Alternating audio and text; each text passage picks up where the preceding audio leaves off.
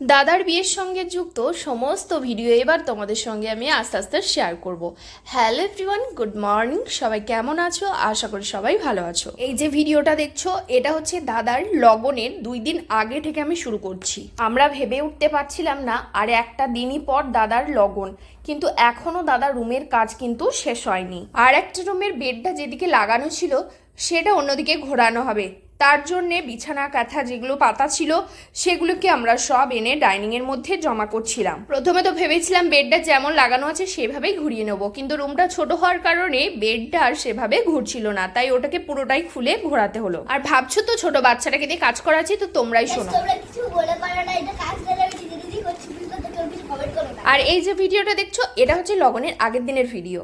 আমার মাদের হচ্ছে পাতা মেহেন্দি গাছ আছে, তো এটা আমি ভেবেছিলাম যে পাতা মেহেন্দিগুলো মাথায় লাগাবো, তাই মাকে বলেছিলাম। মা সেই মতো পাতা মেহেন্দিটা তুলে এনেছিল। বাট দুঃখজনক ঘটনা হলো মাদের মিক্সার মেশিনটাই খারাপ হয়ে গিয়েছিল, তার জন্য আমাকে একটা ভাবিদের বাড়ি যেতে হয়। আর ভাবিদের বাড়ি গেছিলাম মেহেন্দিটাকে মিক্সারে পিষাতে, তার কারণ শিলে যদি বাটতে যাই তাহলে মনে হয় এগুলো ভোর হয়ে যেত। কিন্তু মিক্সার যখন অতটা চলতি ছিল না, তখন আমি ছোটতে দেখেছি বাড়ির বড়রা এগুলো শিলেতে বেটে দিত ঘন্টার পর ঘন্টা ধরে। কিন্তু এখন আর মানুষের সেই সময় আর ধৈর্য কোনোটাই নেই। তো চলো সেসব কথা বাদ দাও। আমার দিদি এদিকে রান্নার জন্য সবজি কাটছিল।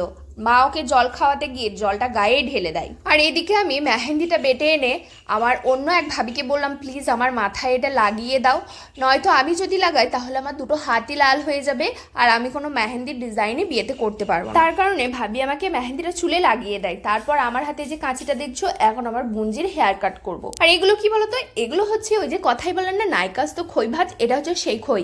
দাদার বিয়ের জন্য এটা দোকান থেকে কিনে নিয়ে এসেছিল, তারপরেও দেখছে কিছু কিছু ধান রয়ে গেছে, তাই মার মাসি মিলে এটা বেছে নিচ্ছিল, তারপর গুড় মাখিয়ে দেয়।